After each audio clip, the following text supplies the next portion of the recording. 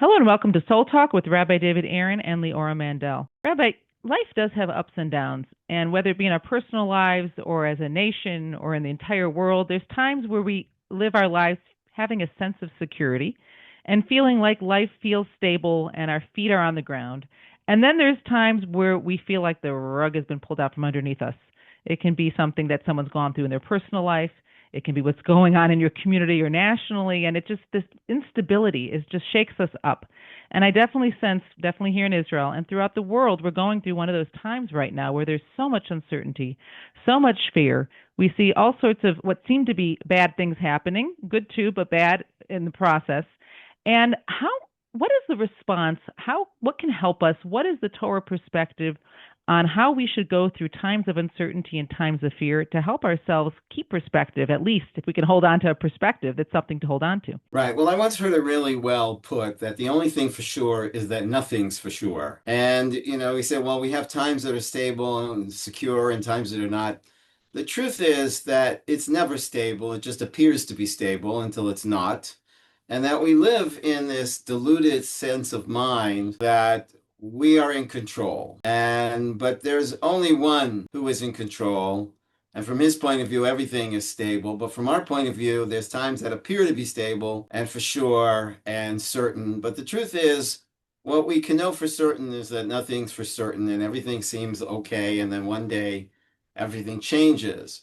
But what can be certain is our surrender to God and realize that, there's a higher power that's running the world, knows what he's doing. I've brought this up before. Someone just this morning asked me, how does one build their trust in God? And I said, just look at your finger and just take a moment to marvel over this incredible piece of engineering and then start to marvel over your very ability to see this thing with your eyeballs and realize that we are literally in the presence of infinite wisdom all the time, all the time. And so why should we think otherwise with anything else that's going on in our lives? It's just that God's picture is much bigger than ours. And so what appears to us to make sense is really very short term, whereby God is running the show from a eternal perspective of seeing all of history, painted on canvas.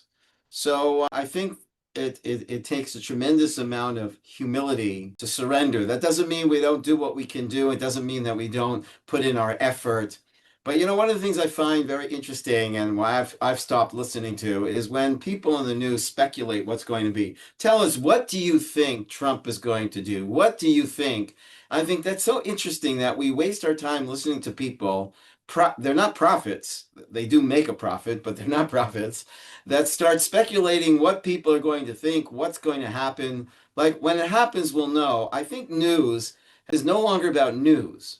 News should report as accurate as possible what happened and not speculate what could happen. Unless speculating what could happen has like real practical implications of what I should do, to prepare myself. But most of this is just people, and I'm sure they're very intelligent people with a tremendous amount of knowledge. But I basically almost, as soon as I see something that's in any way speculative of what's going to be, and I think it's just so interesting, the human mind wants to control. We want to kind of convince ourselves that we know what's going to be. When we don't know what's going to be.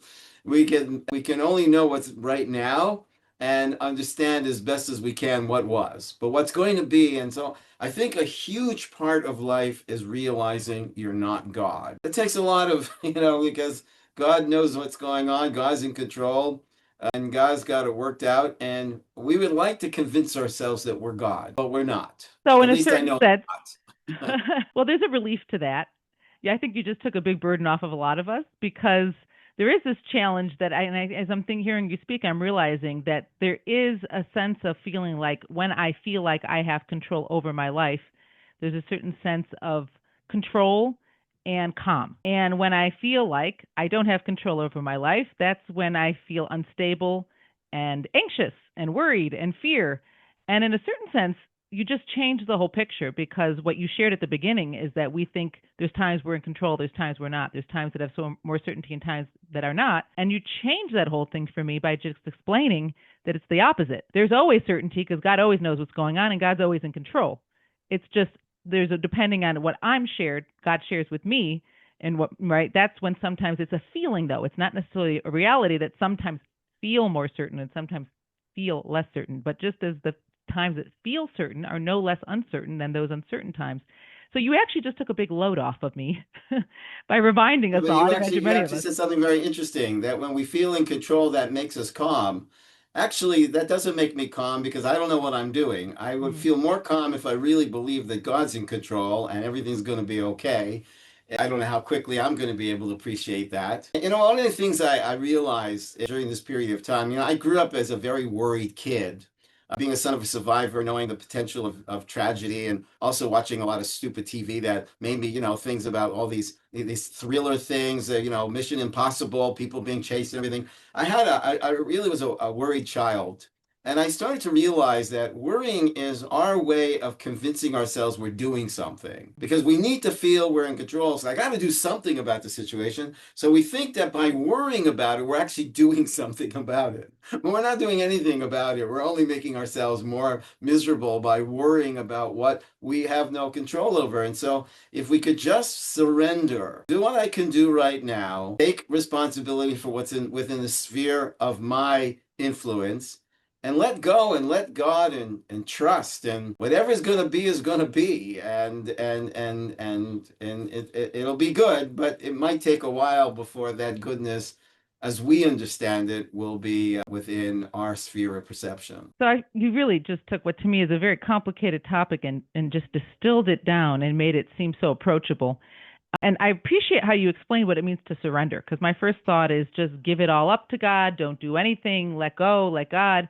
But you said something very important that surrendering is doing what I can do, what's in my sphere of influence, but knowing where is that begin, where does that end, then giving it all up to God, recognizing even within my sphere of influence, ultimately, it's really God who's running the show here. Really, the surrender is the results, not the effort. We should put in an effort, but not a ridiculous effort that comes from a place of despair where you're doing something that's really illogical and maybe even unhealthy. But you're going back into this neurotic think that I'm in control. We're expected to put in an effort, but we shouldn't think that our efforts are going to guarantee the results that we're looking for. The consequences are completely in Hashem's hand, God's hand. We put in our effort, and we should put in an honest effort, but not an effort that comes from a place of panic. And we start doing things that's just really, really illogical and quite pathetic. And Mm. that goes back to this insane attempt to be in control. So what you're sharing is actually very helpful because I know as Jews we do believe that we should put an effort. God isn't just doing everything for us. We're responsible for our part of the effort. But sometimes this big question is how much effort is considered reasonable effort can plague us in any given set of circumstances. But you just shared something that really clarified that for me. And I would say that if you feel like you're going nuts with it, it's like you're driving yourself nuts with the effort, then that's too much. Whatever sounds like it would be like the barometer should be what's normative for what's reasonable, what you feel is reasonable. That's our responsibility. Once we cross that line of feeling like I'm just making myself nutty here with what I'm trying to do to make myself safe or make something happen, then that would mean we've crossed the line and it's almost as if we're forgetting surrender. God is running the show. Right. The essential core of what Torah teaches us is your ultimate choice is in the choice itself. If Mm. you're making responsible choices, that's your business. There's three businesses. There's my business, God's business, and your business. Most people are in the wrong business and they got their nose in God's business. God's business is the consequences. My business is the choices. I don't determine the consequences. The consequences are not controlled by my choices. I can make a really wonderful choice and somehow it doesn't deliver the consequences I was sure it would deliver. And so, we have to stick to our own business. And I think we'll be better off and feel healthier if we would just keep to our own business. And our business is God says, I want you to make choices. Choose good. Choose what is essentially in service of bringing good into the world. What'll happen from that? Let me take care of the rest. So this is such a helpful guideline because I sense and I know in my own life that when we feel overwhelmed or we're dealing with anxiety or fear, there's a lot of confusion that comes and a lot of bombardment of thoughts and trying to get clarity of how do we make our way out. It's like groping through the dark. And I feel like you just gave a fantastic flashlight from the end of the tunnel saying, what's the choice I have right now in this situation to do the most good? That is a question in any given situation that feels overwhelming or just the unknowns, uncertain. That's a guiding question that is a flashlight in the darkness. Right. It would also bring a lot of peace to us because we make choices that were really good choices, don't get the consequences we want, and then we start beating ourselves up that we must have made the wrong choice. Mm. And that's not fair. You if you made a choice from a place of integrity, from a place of sincerity of doing what is genuinely good, then again, that's it. You did your job. The rest is in God's hands. And the fact that you didn't get the consequences that you want is not a retroactive indication that you made the wrong choice. You made the right choice, and God made his choice. And I think a lot of people are beating themselves up over things that, again, are not in your hands. And I think it goes back to having the clarity, having the maturity, and the humility to know what's in my hands and what's not in my hand. And what I can do with my hands, which is the choices that I make, I should make those choices. But the consequence, that's God's business. You're making me realize that I'm sure there's so many of us that are carrying what I'd call unnecessary burdens, especially with all those thoughts of regret and overanalyzing and rethinking and making ourselves nutty with what we think has to get done. Meaning there's just so much the way you're explaining this right now that is, if we're feeling overwhelmed, some of that overwhelm might be because we're carrying unnecessary burdens that we can really recognize, hey, I can put this down. God's shoulders are great. He can carry this. Let me just focus on my little part, because in the big scheme of things, it often is just a little part in any given situation that is my role to be playing, not the big things I take on that are really, as you said, not my business. It goes back to the simple mantra, I'm not God. And that's hard for people to believe. Not that anybody would say they're God, but some down deep inside, they want to take control of everything. They want to figure out everything. They want to understand. They don't like not knowing. So people are amassing to themselves knowledge and knowledge and knowledge because they think that they somehow can be the all-knowing. We are not going to be the all-knowing. That's God's business and that's his department.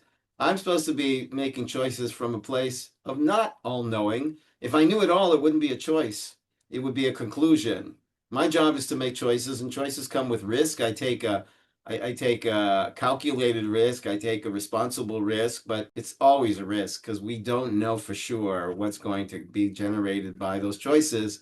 All we know is trust there's a higher power that's running the show, and everywhere I look, I see incredible wisdom.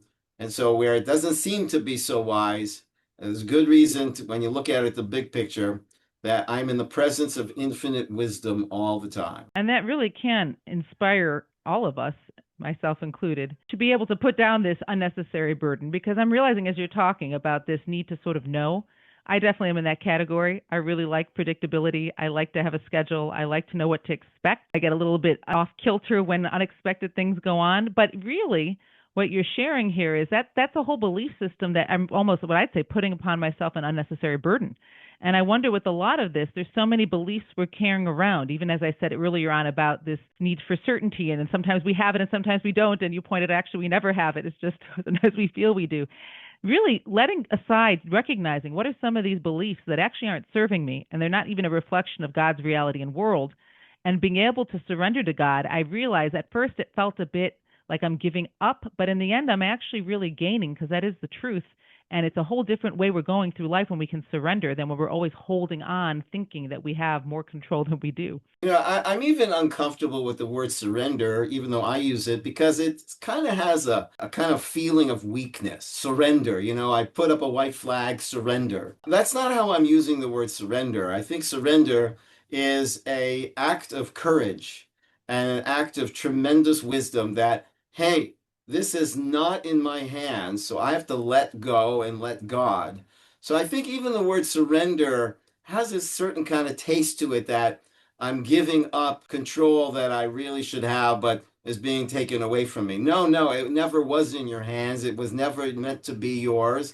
So even to say surrender, a little bit is has a feeling to me of not quite the right word. I would rather just say let go and let God, give it over to God. And I think it takes a lot of strength and humility and wisdom to say, hey, I'm out of my league. This is not my business. And I stick to my business, and I trust God knows what he's doing, because that's his business. The consequences are his business. I'm just recognizing that in certain sense, with when things heat up in our lives in the world, it really is almost like you might be practicing. I'm thinking, let's say a person has a sport or a instrument, and they're practicing because there's some big event that's coming up, and then that big event is like it shows where did all that practice go? Everything all the tools and the skills that you were building at this point were for this event.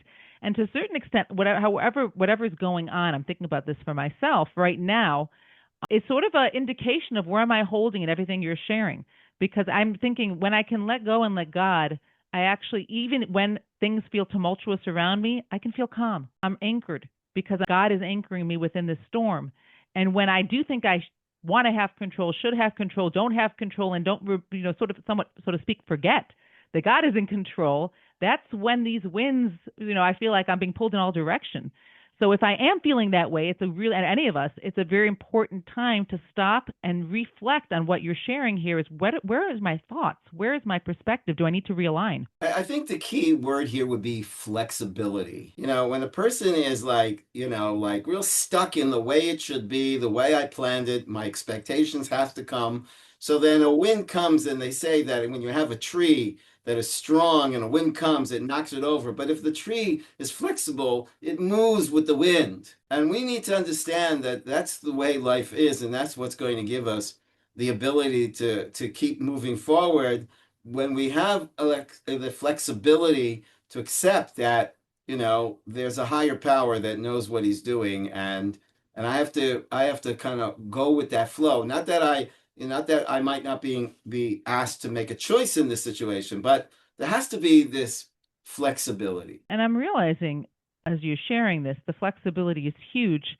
All these uh, all these perspectives and traits that we need to acquire, they're actually in our best interest.